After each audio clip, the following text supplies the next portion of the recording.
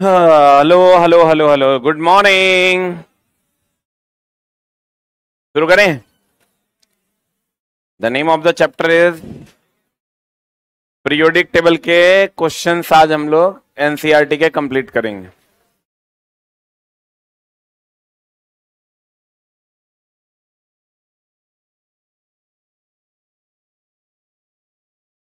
Question number बोलिए तो।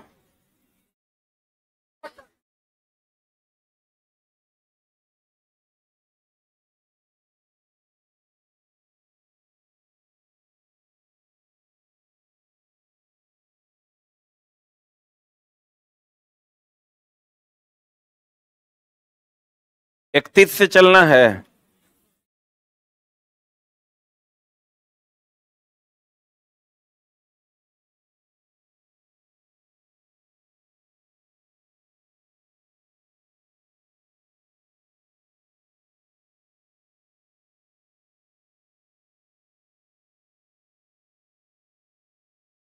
तीस तीस ना। क्वेश्चन कर रहा है एक्स तथा वाई के मध्य अभिक्रिया कर यौगिक जेड बनाता है। बहुत बढ़िया बात है। एक्स प्लस वाई ये मिलकर क्या बना रहा है? जेड। एक्स इलेक्ट्रॉन खोता है जबकि वाई इलेक्ट्रॉन ग्रहण करता है। एक्स इलेक्ट्रॉन क्या करता है यानी त्याग करता है, और वाई क्या करता है? चला जी, ग्रहण करता है। तो निम्नलिखित में से कौन सा गुण जेड नहीं दर्शाएगा? यही ना क्वेश्चन है। उच्च गलनांक, निम्न गलनांक। हमको लगता है गलित अवस्था में विद्युत का चालन, ठोस अवस्था में, यही दिया है आंसर, यही दिया है। ये त्याग और ग्रहण करने का काम आयन का होता है और इसलिए वो आयनिक बंधन बनाता है। अरे जो लोग पिछला चैप्टर पढ़े होंगे सहसंयोजक बंधन, वो आयनिक बंधन, उनको पता होगा कि जब एक त्याग करता है दूसरा ग्रहण करता है तो नमक का निर्माण होता है। किसका निर्माण होता है? तो ये जो नमक का निर्माण होगा चला, तो नमक का क्वथनांक और गलनांक उच्च न होता है। ठोस अवस्था में ये विद्युत का क्या है? चालक। बोलन रे।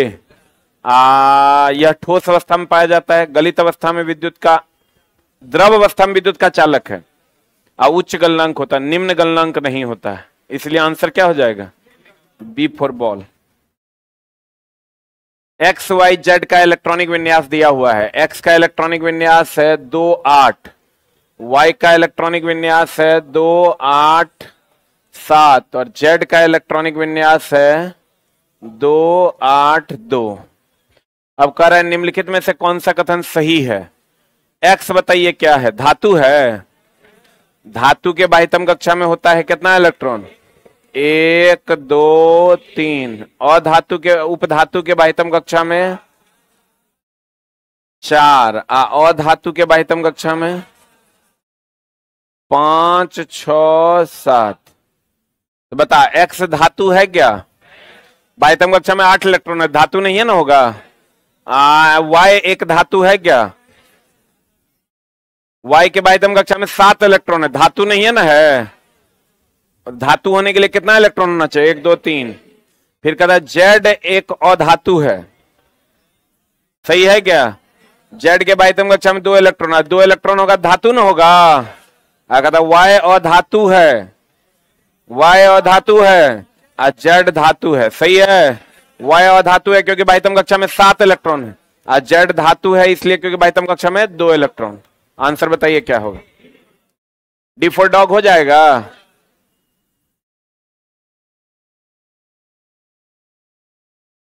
धातुएं सामान्यतः क्षारीय ऑक्साइड बनाती हैं, सही बात है। निम्नलिखित में से कौन सा धातु उभयधर्मी बनाता है? हम बोले थे उभयधर्मी 3 एगो है, एगो Al2O3,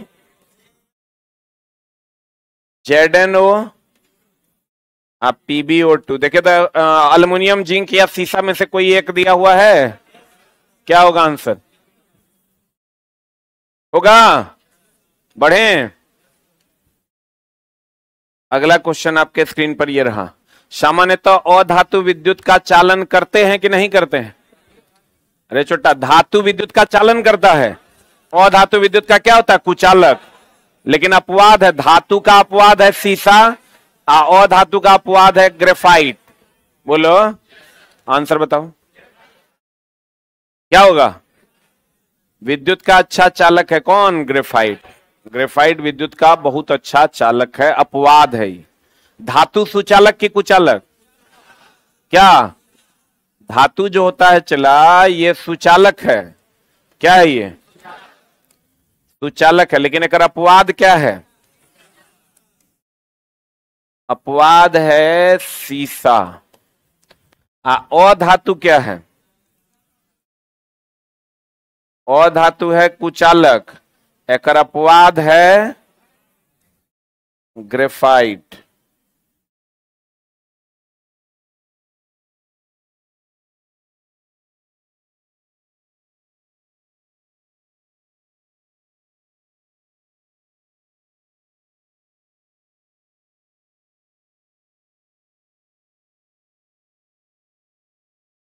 हो गया?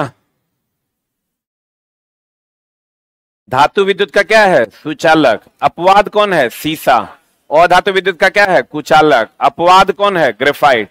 यानी ग्रेफाइट सुचालक है कि कुचालक है? लिख लिए? अगला प्रश्न, विद्युत तारों में विद्युत रोधी पदार्थ की एक परत होती है, सामान्यतः उपयोग में लाई जाने वाली पदार्थ है पीवीसी। दिया है क्या? अरे ये जो तार है इसके ऊपर जो कवर है वो पीवीसी का ना है। पीवीसी बोले तो poly vinyl chloride. Poly vinyl chloride. पढ़े? निम्नलिखित में से कौन सी अधातु एक द्रव अवस्था में पाई जाती है? ब्रोमीन। निम्नलिखित में से कौन सी रासायनिक अभिक्रिया संपन्न होगी? ये तो चला डोमिनेंसी का क्रम होगा। बताओ, ये ज्यादा अभिक्रियाशील होना चाहिए कि कम? मारेंगे चुट्टा की।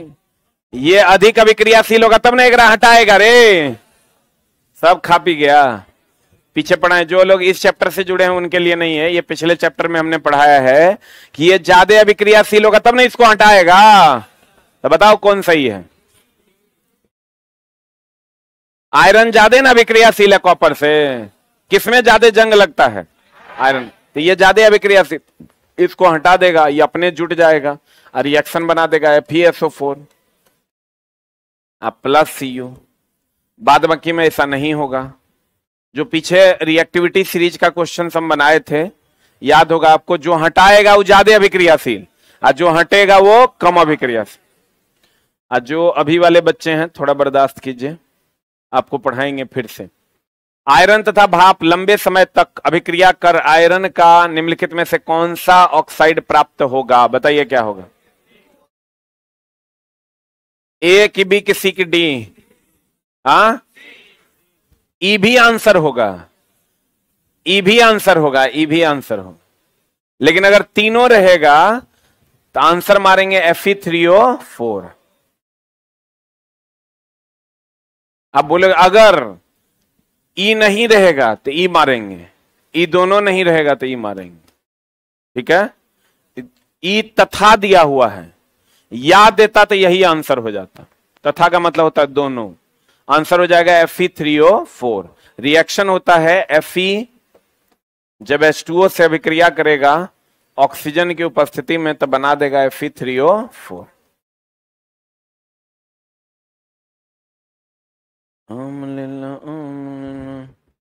जंग जो लगता है खाली जल की उपस्थिति में कि ऑक्सीजन भी रहना चाहिए? हो गया?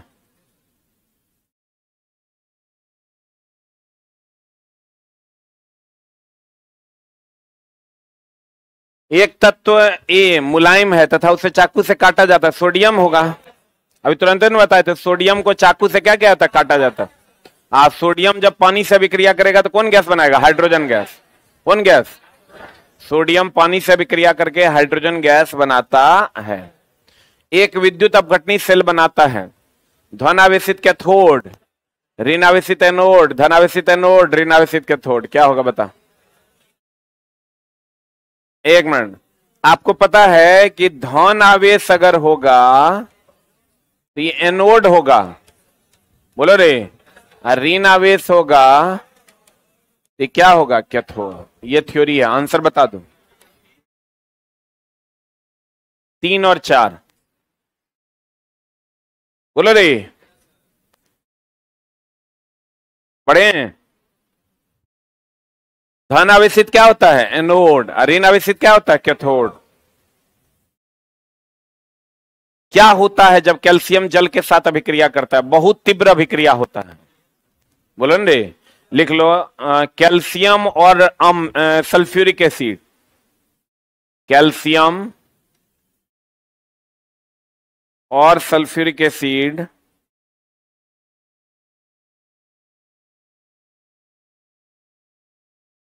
जब अभिक्रिया करता है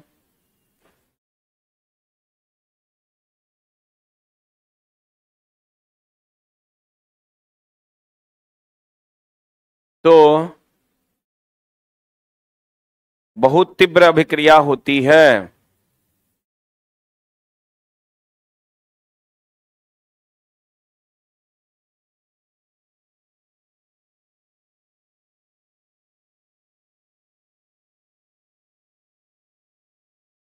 क्या होती है? चला, बहुत तीव्र अभिक्रिया होती है। लिखा?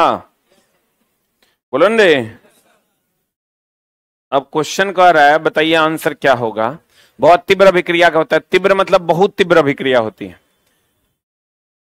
हाँ बताओ, जल से क्रिया नहीं करता है? करता है कि नहीं करता है? कैल्शियम जल से अभिक्रिया करता है, सल्फ्यूरिक एसिड भी जल से अभिक्रिया करता है। ये गलत है, यह जल से प्रचंड क्रिया करता है। सही है कि गलत है? ये सही है ना? यह जल से कम प्रचंड अभिक्रिया करता है। क्या है ये? गलत है। बने हुए हाइड्रोजन गैस के बुलबुले कैल्शियम की सतह पर चिपकते हैं। सही है, आंसर हो जाएगा। रुको रुको रुको, एक मिनट। यहां यही तो मामला है कर चला। कम प्रचंड क्रिया, अब प्रचंड क्रिया में डिफरेंस है, तीव्र और प्रचंड में अंतर है। तीव्र का मतलब होता है तेज, अब प्रचंड का मतलब होता है अनएक्सपेक्टेडली तेज, मतलब जो बहुत ज्यादा तेज हो, जिसका हम एक्सपेक्टेशन नहीं कर सकते। तो ये हम जो तुमको लिखाए हैं, ये कम प्रचंड का मतलब ही तीव्र होता है। आंसर सही है, ये गलत है और ये सही है। प्रचंड का मतलब बहुत ज्यादा हो जाता है, उतना ज्यादा नहीं होता है। ये सही है, चला लिख लो। प्रचंड का अर्थ बहुत अधिक होता है।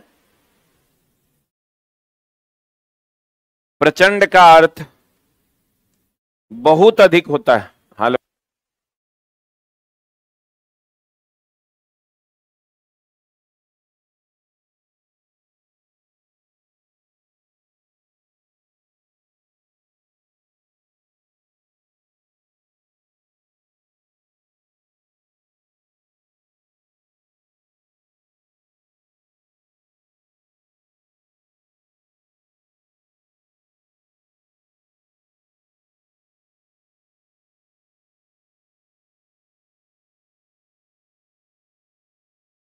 चला, प्रचंड का मतलब अनएक्सपेक्टेडली बहुत ज्यादा तेज होता है। उतना तेज कैल्शियम का अभिक्रिया नहीं होता है, ना ही सल्फ्यूरिक एसिड का होता है। तीव्र होता है लेकिन प्रचंड नहीं होता है। इसलिए यहां जो दिया हुआ ना प्रचंड क्रिया करता है, यह गलत है। कम प्रचंड क्रिया अर्थात तीव्र अभिक्रिया करता है। ये सही है, ये सही है और ये सही है। 3 और कितना 4। सल्फ्यूरिक एसिड भी जल से अभिक्रिया करता है, तो प्रचंड नहीं करता है। यहां सिर्फ आपको एनसीईआरटी ये शब्द की मर्यादा को समझाना चाहता है। प्रचंड का मतलब एक्सप्लोसिव होता है। एक्सप्लोसिव मतलब चला परमाणु बम का फटना, वो प्रचंड है। लेकिन क्या कैल्शियम जल से अभिक्रिया करता है? वो प्रचंड है। तो इसलिए आंसर क्या हो जाएगा? 3 और 4 अर्थात डी। धातुएं सामान्यतः अम्ल से क्रिया करके लवण और हाइड्रोजन गैस बनाती है। बहुत अच्छा बात है। धातु जो है अम्ल से अभिक्रिया करता है तो क्या बनाता है? लवण प्लस हाइड्रोजन गैस। और अगर क्षार अगर अम्ल से अभिक्रिया करता है, क्षार अगर अम्ल से अभिक्रिया करता है तो ये बना देता है लवण प्लस जल। धातुएं सामान्यतः अम्ल से क्रिया करके कर लवण तथा हाइड्रोजन गैस देती है। निम्नलिखित में से कौन सा अम्ल धातु के से अभिक्रिया कर हाइड्रोजन गैस नहीं देता है? कौन होगा बताइए? कौन सा अम्ल है मैंगनीज तथा मैग्नीशियम के अतिरिक्त कौन सा ऐसा है जो हाइड्रोजन गैस देता ही नहीं है? कौन? ये चला, nitric acid nitrogen dioxide gas देता है, लिख लो। नाइट्रिक एसिड धातु से अभिक्रिया करके, नाइट्रिक एसिड धातु से अभिक्रिया करके नाइट्रोजन डाइऑक्साइड देता है। नाइट्रिक एसिड धातु से अभिक्रिया करके क्या देता है? क्या देता है? नाइट्रोजन डाइऑक्साइड देता है, बाकी सब हाइड्रोजन गैस देता है। बता क्या होगा? हम पढ़ाए पीछे, सांद्र HCl और सांद्र HNO3। ये जो चला एक्वारेजिया बनता है तो HCl और HNO3 के अनुपात से न बनता है, तो HCl का 3 भाग और HNO3 का 1 भाग, लेकिन दोनों किस अवस्था में होगा? सांद्र। सांद्र मतलब मोटा कि पतला? सांद्र का मतलब होता है मोटा, तनु का मतलब होता है पतला। ये दोनों मोटा अवस्था में होता है। सांद्र का मतलब मोटा और तनु का मतलब पतला।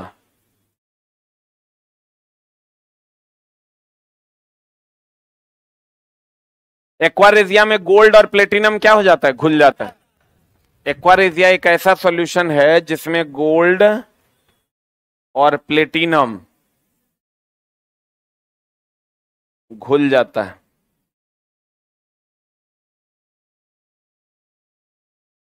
एक्वारेजिया में कौन घुल जाता है? गोल्ड और प्लेटिनम।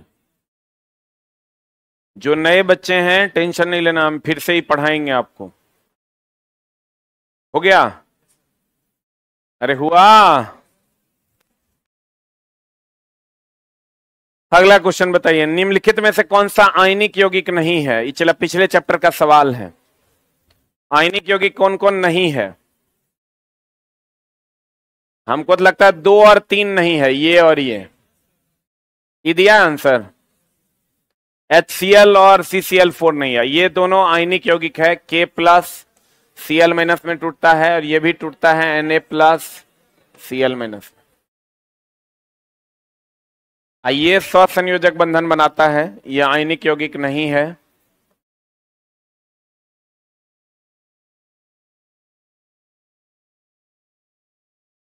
जो आयन में टूटता है उसे आयनिक यौगिक कहते हैं। जो आयन में टूटता है उसे क्या कहते हैं? आयनिक यौगिक। ये पिछले चैप्टर का सवाल है। बढ़े? अरे बढ़े। निम्नलिखित में से कौन सा गुणधर्म समानता आयनिक यौगिकों के द्वारा प्रदर्शित नहीं किया जाता है? जल में विलयता, ठोस अवस्था में विद्युत के चालक, यही होगा आंसर। अरे आयनिक यौगिक हो गया नमक। नमक ठोस अवस्था में विद्युत का चालन करता है क्या? आंसर यही दिया है।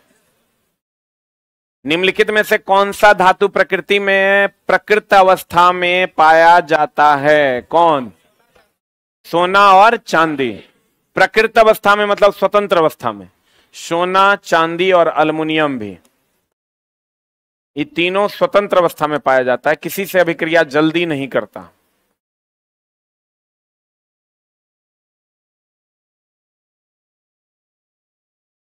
सोना, चांदी और अल्युमिनियम स्वतंत्र अवस्था में पाया जाता है।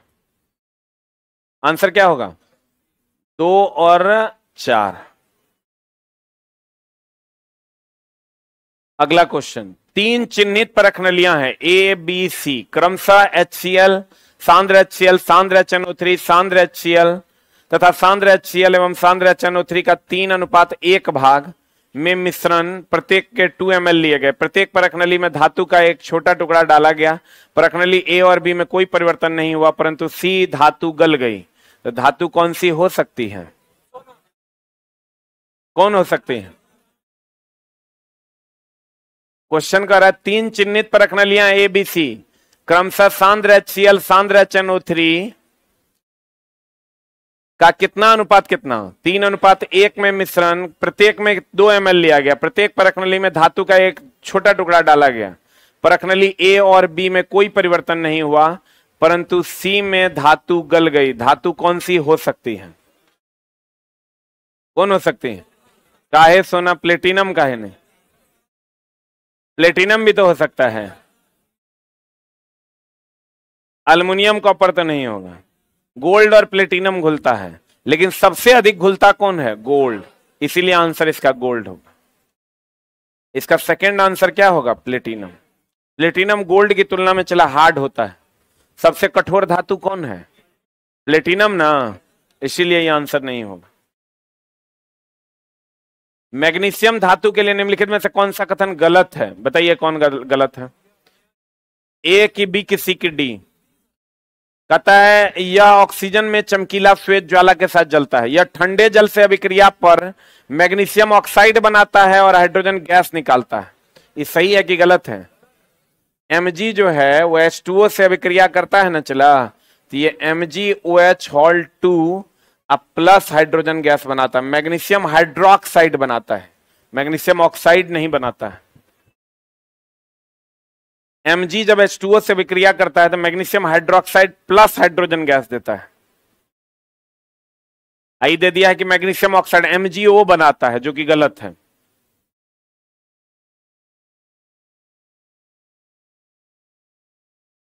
हो गया।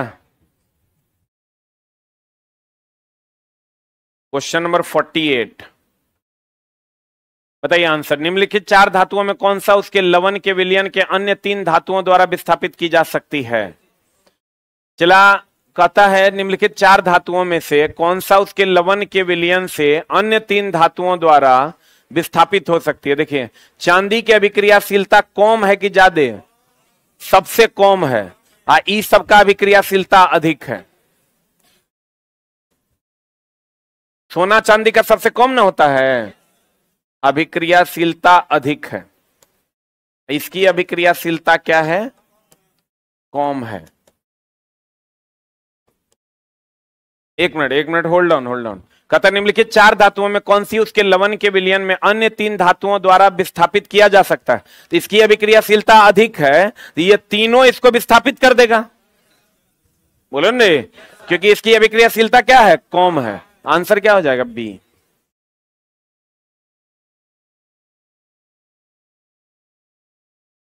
जिसकी अभिक्रियाशीलता अधिक होगी वो दूसरे को विस्थापित कर देगा।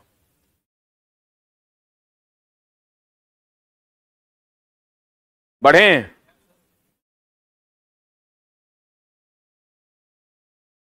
हो। हाँ, किसकी पतली परत के लेपन द्वारा आयरन को जंग लगने से बचाने के लिए गैल्वेनीकरण? सबको पता है जिंक। जिंक का लेपन ही ना करते हैं गैल्वेनाइजेशन में। अवल्कनीकरण में सल्फर।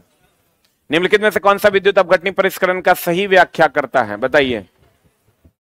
फिगर आपके सामने है, देखिए।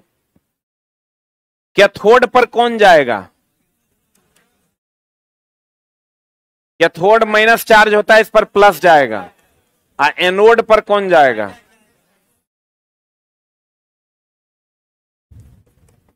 एनोड पर माइनस चार्ज होता है, प्लस चार्ज होता है, इस पर कौन जाएगा? माइनस। देखिए कौन सा सही है। सी नंबर में देखिए, कॉपर किधर गया? यहां। अब यहां तो हमको दिख नहीं रहा है क्या है, आप लोग देखें किताब में दिख रहा है क्या?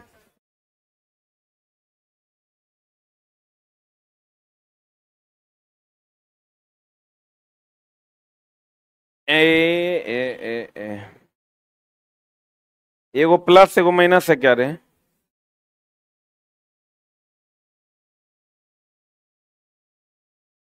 एरो का ही डिफरेंस होगा। देखो डी नंबर में जो है ना, दोनों एक के तरफ एरो है, प्लस का भी और माइनस का भी। ये कभी संभव नहीं है। इसमें एक मिनट रुको, इसमें इधर जो है ये माइनस है, कैथोड है रे। ई प्लस है और ई माइनस है।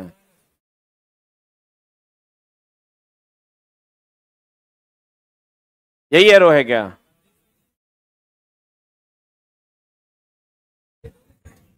चलो फिगर थोड़ा सा गड़बड़ है, एक बार एनसीईआरटी ओरिजिनल पेज से देखना पड़े, निकाल के तब तुमको हम दिखा देंगे। कल नया फिगर हम ला के दिखा देंगे। जरा सा मिस होगा समझाने में दिक्कत हो जाए। मामला वही है कि जो कैथोड होगा उस पर कौन जाएगा प्लस, जो एनोड होगा उस पर कौन जाएगा माइनस। थ्योरी यही है, उसी में जो फिगर ओरिजिनल होगा उससे पता चल जाएगा। निम्नलिखित में से किस अभिक्रिया द्वारा उच्च प्रतिक्रिया वाली धातुओं का निष्कासन किया जाता है? इलेक्ट्रोलाइसिस। इसमें चला उच्च प्रतिक्रिया वाला, जैसे कॉपर, अल्युमिनियम, सोना, इस सब का निष्कासन किया जाता है। कैल्सिनेशन और रोस्टिंग के बारे में अगर कहेगा, ऑक्सीजन की अपर्याप्त मात्रा में अयस्क को जलाना,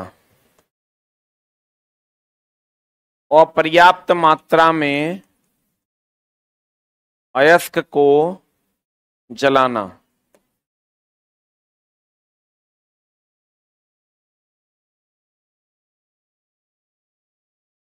हाँ, रोस्टिंग होता है ऑक्सीजन की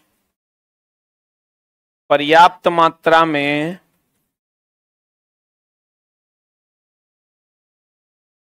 अयस्क को जलाना। रुक रुक रुक रुक न रे, एक बात बताओ, चला कभी रोस्टेड चिकन खाए हो? टंगड़ी कबाब? अरे टंगड़ी कबाब नहीं खाए हो, उसको रोस्टेड चिकन कहते हैं। तो रोस्टेड चिकन होता है वो ऑक्सीजन की पर्याप्त उपस्थिति में जलाया जाता है, मतलब जहां आग जो है में धुआं ना हो, जहां आग में क्या ना हो, धुआं ना हो, तो ऑक्सीजन की पर्याप्त मात्रा में अयस्क को अगर जलाते हैं तो इसको हम रोस्टिंग कहते हैं। इसका उल्टा होता है कैल्सिनेशन, जहां ऑक्सीजन की अपर्याप्त मात्रा में अयस्क को जलाया जाता है। तो रोस्टेड चिकन हम लोग खाते हैं तो उसमें धुआं होता है, धुआं में जलाया जाता है कि बिना धुआं में? इसका मतलब वो कैसा है? रोस्टिंग। तो रोस्टिंग मतलब पर्याप्त ऑक्सीजन।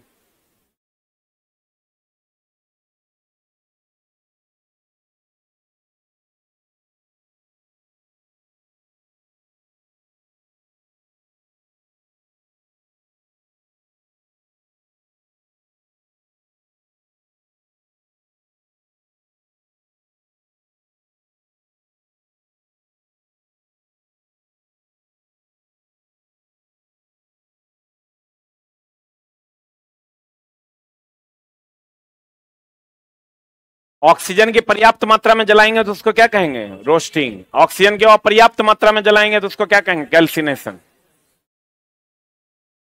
हो गया?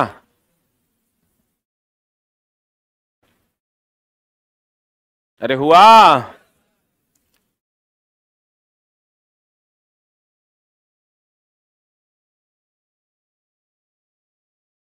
बढ़े? उस धातु का नाम बताएं जिसे आसानी से चाकू से काटा जा सकता है। अब चला, इसके बाद क्वेश्चन में कोई दम नहीं है, जो इजी इजी क्वेश्चन है वो सब मिलेगा तुमको। ए बी सी डोबेरिनर ने ट्राइड के रूप में व्यवस्थित किया। यदि ए का परमाणु द्रव्यमान इतना है, सी का इतना है, तो बी का कितना होगा?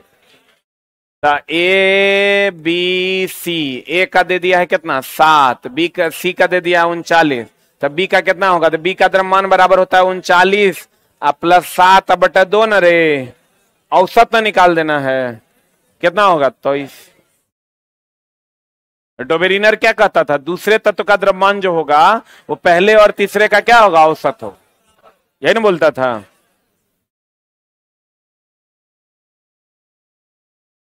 जब हम आवर्त तालिका में समूह में नीचे जाते हैं तो क्या होता है? समूह में नीचे जा रहे हैं, सेलों की संख्या बढ़ जाती है, कक्षा बढ़ेगा ना, जितना नीचे जाइएगा उतना कक्षा बढ़ेगा। प्रारंभिक भारतीय दार्शनिक के अनुसार प्रत्येक वस्तु पंच तत्वों से बना हुआ है।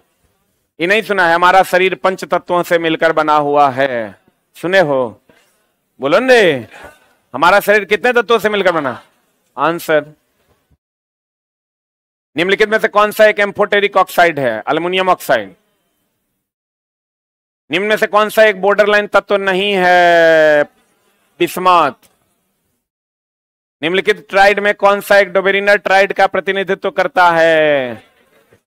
पहला प्रतिनिधित्व यही ना करता है, लिथियम सोडियम पोटेशियम। निम्नलिखित में से प्रश्न को पढ़ें और तय करें कि दिए गए तर्क में कौन सा तर्क सही है। हाइड्रोजन एक सिलेंडर में है, हाइड्रोजन तरल स्थिति में रहेगा कि गैस अवस्था में? हाँ, हाइड्रोजन और ऑक्सीजन को आप जल्दी गैस द्रव अवस्था में नहीं बदल सकते हैं क्योंकि ये आदर्श गैस है। पीछे जो लोग पढ़े होंगे उनको पता होगा। आंसर बता क्या होगा? आंसर बताओ ना क्या होगा? एक या दो? भाग छोटा, केवल एक सही है, सॉरी केवल दो सही है। एक या दो सही है, आंसर टिक कर लो, केवल दो सही है। निम्नलिखित में से कौन सा धातु और अधातु दोनों के रूप में यानी उपधातु कार्य नहीं करता है, यानी उपधातु के रूप में कार्य नहीं करता? बता क्या होगा? बोरे छोटा, बोरोन तो उपधातु है, ये है boron, silicon, arsenic, germanium, antimony, tellurium और पोलिनियम, ये सब उपधातु है। ये बिस्मत होगा आंसर। आंसर नहीं दिया क्या? सी ठीक कर लो। नबका किताब में क्या दिया है? कौन सा धातु और धातु दोनों के रूप में कार्य नहीं करता है? अच्छा रुक, धातु और धातु दोनों के रूप में कार्य नहीं करता। अच्छा, धातु और धातु दोनों के रूप में कार्य करेगा तो उपधातु होगा, अगर कार्य नहीं करेगा ठीक तो है, बिस्मत होगा आंसर। ठीक है, यानी इसका मतलब यह हुआ कि उपधातु नहीं है। जो धातु और धातु दोनों के रूप में कार्य करेगा वो क्या है? जो मर्द औरत दोनों के रूप में काम करेगा वो क्या है? हिजड़ा है। बोलो न रे, अकारा जो मर्द औरत के रूप में कार्य नहीं करेगा, इसका मतलब या तो मर्द होगा या तो औरत होगा, या तो धातु होगा या तो अधातु होगा, उपधातु नहीं होगा। निम्नलिखित में से कौन सा डोवेरेनर त्रिक का तीसरा सदस्य है जिसमें लिथियम और सोडियम है? तो पोटेशियम है। पोटेशियम है। अरे चुट्टा, तीसरा से लिथियम, सोडियम, पोटेशियम नहीं है। कॉपर सल्फेट का जलीय विलयन, कॉपर सल्फेट चला अम्लीय की क्षारीय? ये अम्लीय होता है। अम्लीय होगा तो ABr होता है, ABr होगा तो अम्ल जो है नीले लिटमस को क्या कर देगा? लाल कर देगा। आंसर बता। ये एसिड बेस सॉल्ट चैप्टर का सवाल है। बढ़े। आधुनिक आवर्त सारणी में तत्वों को किस आधार पर व्यवस्थित किया गया है?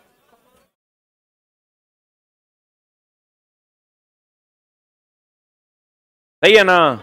इस सवाल 10 बार और होगा।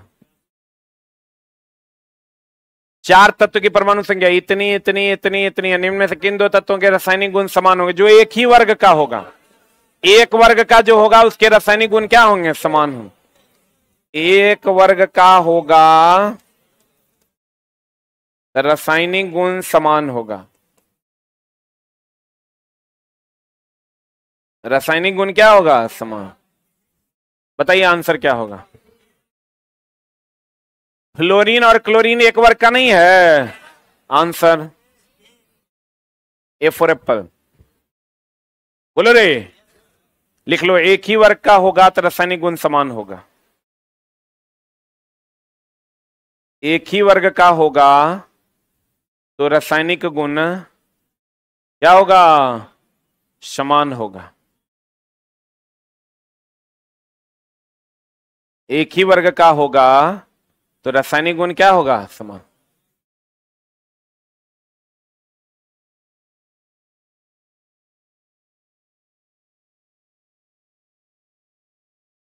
क्या होगा? चला, रासायनिक गुण क्या होगा? समान होगा। और अलग अलग वर्ग का होगा तब रासायनिक गुण समान नहीं होगा। जैसे हमको ये बताइए, अक्रिय गैस जो है सबके रासायनिक गुण समान के अलग अलग? हाँ समान ना, पक्का ना? जितना भी हेलोजन है सबका रासायनिक गुण क्या? समान।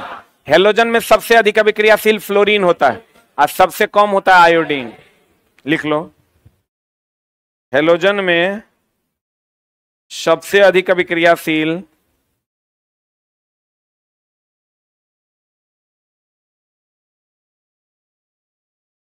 हेलोजन में सबसे अधिक अभिक्रियाशील फ्लोरीन है, फ्लोरीन है तथा सबसे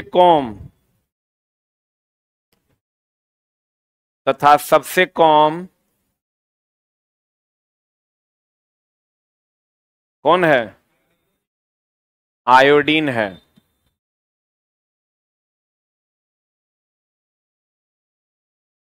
चला, डोबेरिनर का 3 गो ट्राइड था, पीछे है डोबेरिनर के त्रिक, कै गो त्रिक था आपके सामने है, इसको लिख लीजिए, पीछे लिखा हुआ है। न, न, न, न, न, न, न। आज जो नए बच्चे हैं अगले क्लास से समझ में आएगा, नया चैप्टर स्टार्ट कर रहे हैं, उसका पुराना किसी भी चैप्टर से कोई लेना देना नहीं है। आगे के जो भी चैप्टर्स हैं 2-3, उसका पुराना किसी चैप्टर से कोई लेना देना नहीं है। इस 2-3 चैप्टर के बाद फिर से फिजिक्स से स्टार्ट करेंगे।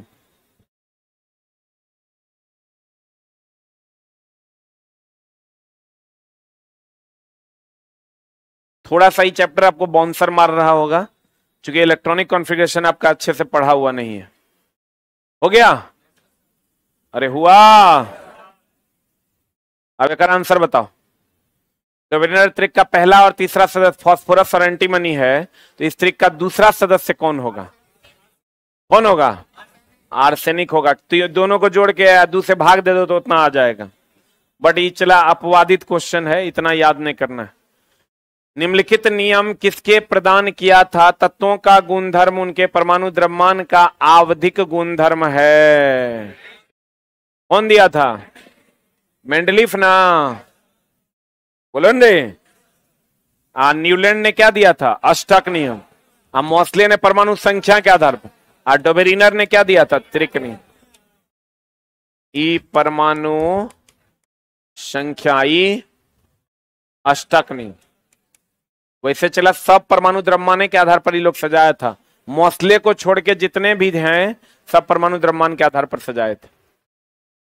लेकिन अगर इसमें से कोई एक चुनना होगा तो क्या चुनेंगे? मेंडलीफ। कहेगा आपको न्यूलैंड किस आधार पर सजाया था, तो कहेंगे परमाणु द्रव्यमान के आधार पर। डोबेरिनर भी परमाणु द्रव्यमान के आधार पर, ई भी परमाणु द्रव्यमान के आधार पर, ई परमाणु संख्या के आधार पर। लेकिन अगर कोई एक चुनना हो परमाणु द्रव्यमान के आधार पर तो कौन चुनेंगे? मेंडलीफ। बोलो रे। अगर कहें चला तो ये तीनों जो है परमाणु द्रव्यमान के आधार पर सजाया है, लेकिन इसमें से कोई एक चुनना है, क्या चुनेंगे? मेंडलीफ। पढ़े। आधुनिक आवर्त सारणी में पहला धातु तत्व क्या है? हाइड्रोजन नहीं है ना रे। इस साइड वाला जितना है ली ना करो रब से फरियाद, अब बेटा मैंगो का शरबत राम को दो, ये सब क्या है? धातु। अब पहला धातु कौन है? लिथियम। हाइड्रोजन ना है आंसर। बोलो रे। उस तत्व, उस रूसी रसायनज्ञ का नाम बताए जिन्हें यह प्रतिपादित किया कि तत्वों के गुणधर्म उसके परमाणु द्रव्यमान का एक आवधिक। मेंडलीफ ना। निम्नलिखित में से किससे पुल लोहे के जंगले और धातुओं से बनी सभी वस्तुओं को नुकसान पहुंचाता है? निम्नलिखित में से एक क्वेश्चन पूछेगा, लोहे की सबसे बड़ी समस्या क्या है? जंग लगना। निम्नलिखित में से कौन सा तत्व मेंडलीफ की आवर्त सारणी में इक्का एल्युमिनियम की जगह? इक्का एल्युमिनियम कौन है रे? गैलियम। इक्का सिलिकॉन कौन है? लिख लो, इक्का सिलिकॉन है जर्मेनियम। इक्का बोरोन कौन है? स्कैंडियम। इक्का बोरोन स्कैंडियम, इक्का एल्युमिनियम।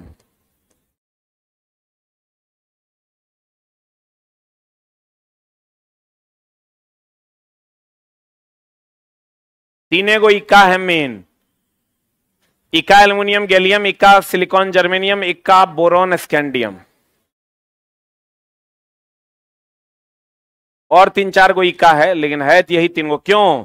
क्योंकि स्कैंडियम गैलियम और जर्मेनियम को आवर्त सारणी में बाद में मेंडलीफ ने जोड़ा था। बाद में किसको मेंडलीफ ने जोड़ा था? स्कैंडियम गैलियम और जर्मेनियम। खाली स्थान कौन छोड़ा था पहली बार? मेंडलीफ ने। बोलो रे। पढ़े।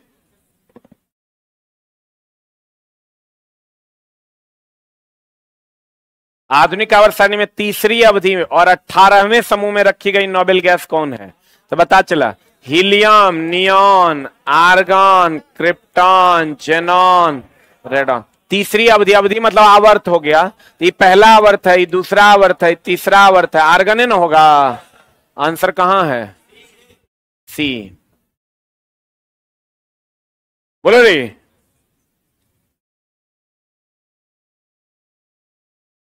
तीसरा आवर्त में कौन है? आर्गन।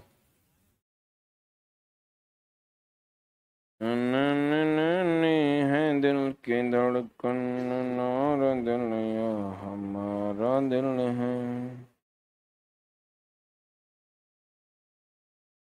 हो गया? अरे हुआ।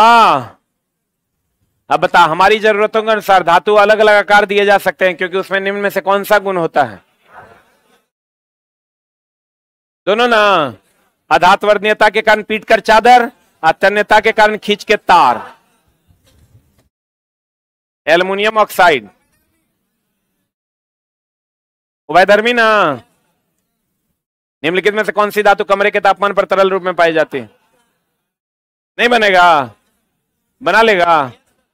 अब सारा सवाल तुम लोग बनाओ, हम लोग कल नया चैप्टर स्टार्ट करेंगे, fuel. Thank you very much.